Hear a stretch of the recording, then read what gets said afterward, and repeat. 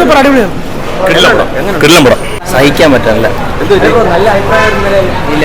അത് ചിലപ്പോൾ അവരെ ഫാൻസ് ആയിരിക്കും. വളരെ മോശമായിരുന്നു.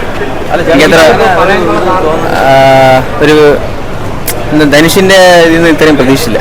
അത് വെച്ചാൽ ഫസ്റ്റ് ഹാഫിൽ തന്നെ ഒരു ഫൈറ്റ് സീനിൽ രോമാഞ്ചം വരുന്ന ഒരു സീനുണ്ട്. നമ്മളെ ധനുഷിന്റെ ഫസ്റ്റ് ഉണ്ടോ അത് കണ്ടപ്പോഴേ മനസ്സിലായി പടം കിട്ടില്ലായിരിക്കും. പിന്നെ ലാസ്റ്റ് ഒരു ക്ലൈമാക്സ് സീൻ നമ്മൾ സ്ക്രീനിൽ കണ്ടെടുക്കത്തില്ല, അത്ര കിട്ടില്ല. ശരിയല്ല, പോത്താ ഉറപ്പായിട്ടും പോത്താ. പക്ഷേ OTT കണ്ടാൽ എനിക്ക് തോന്നുന്നില്ല അത്ര കിട്ടില്ല. തിയേറ്ററിൽ നിന്ന് കാണണം. രോമാഞ്ചം കുഴപ്പമില്ല. എന്താണ് ഇഷ്ടപ്പെട്ടെന്നാണ് പറഞ്ഞത്?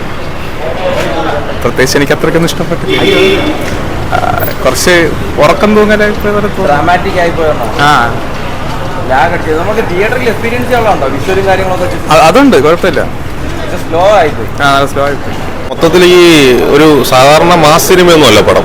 വളരെ റിയലിസ്റ്റിക് ആയി എടുത്തിരിക്കുന്ന ഒരു പടം. തിയേറ്ററിൽ ഒന്നും കണ്ടോ? തിയേറ്ററിൽ കണ്ടാൽ മാത്രം ഇഷ്ടപ്പെടും, ടിവിയിൽ കണ്ടാൽ ഇഷ്ടപ്പെടില്ല. അവിടെ കുഴപ്പമില്ല. ലാഗ് ഉണ്ട്. വേറെ വിലയായിട്ട് പറയാനൊന്നുമില്ല. എക്സ്പീരിയൻസ് ഉണ്ട്. പക്ഷേ ഇത് നോർമൽ ഫിലിമാണ്. പക്ഷേ ഇത് പണ്ടത്തെ ഒരു സ്റ്റോറിയാണ്. പഴയ സ്റ്റോറിയിലുള്ളതാണ് എടുത്തു വെച്ചിരിക്കുന്നത്. ഇത് ഇപ്പം കാണാൻ കുഴപ്പമൊന്നുമില്ല. തിയേറ്ററിൽ കാണാനുള്ള സിനിമ തന്നെ. എടുത്തു പറയുന്നത് മേക്കിംഗ് അടിപൊളിയാണ്. നല്ല ആക്ഷനും നല്ല കഥയും. ധനുഷ് അടിപൊളിയാണ്. കുറെ നാളായി ഇങ്ങനെ കണ്ടിട്ട്. ലാസ്റ്റ് ഫൈറ്റ് ഒക്കെ വേറെ ലെവൽ. നല്ല ഫിലിമാണ്. നല്ല തിയേറ്റർ എക്സ്പീരിയൻസ് ആണ്. ഭയങ്കര മാസ് പ്രതീക്ഷ അങ്ങനെയല്ല, പക്ഷേ ക്ലാസ്സും അതിനിടയ്ക്ക് മാസ് മിക്സ് ചെയ്തിട്ടുണ്ട്. ബാക്ക്ഗ്രൗണ്ട് സ്കോർ രക്ഷയില്ല. ഭയങ്കര ഒരു അതിന്റെ സ്പൈനായിരുന്നു സിനിമയുടെ.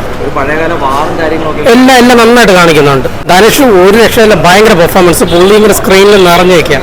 ക്യാപ്റ്റൻ അമേരിക്ക അടിപൊളി സിനിമയാണ്. അത് theatre experience, first theatre experience ആണ്. എല്ലാവരും അത് കാണണം. തിയേറ്ററിൽ എക്സ്പീരിയൻസ് നഷ്ടമാണ്.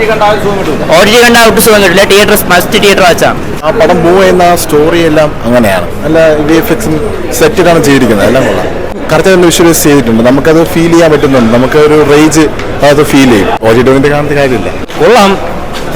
ഫസ്റ്റ് ഹാഫ് ആയിട്ട് ചെറിയൊരു ലാഗാണ്. പക്ഷേ ബാക്കിയെല്ലാം പടം തിയേറ്റർ എക്സ്പീരിയൻസ് മസ്റ്റാണ്. ഇത് പറയുന്ന ഒരു ഡയറക്ഷൻ തന്നെയാണ്. ഒരു ഡിഫറെൻറ്റ് കൈൻഡ് ഓഫ് ഡയറക്ഷനാണ്.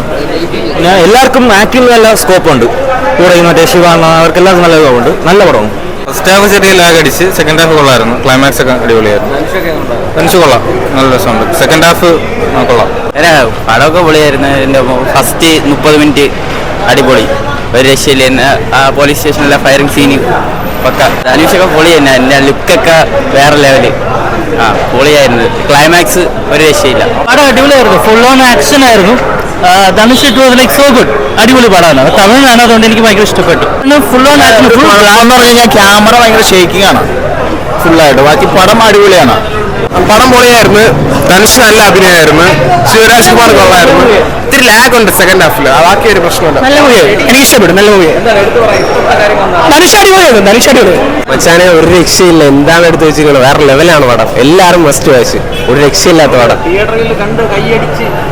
അത്രയൊരു ഓഡിയൻസ് എക്സ്പീരിയൻസിൽ ഇരുന്ന് തന്നെ കാണണം. എന്നാൽ മാത്രമേ പടത്തിന് ആ ഫീൽ കിട്ടത്തുള്ളൂ. ഇവിടെ ഇത്തിരി സൈലന്റ് ആയിട്ടുള്ള ആൾക്കാരാണ് സത്യം പറയാൻ. പടം വേറെ ലെവലാണ്.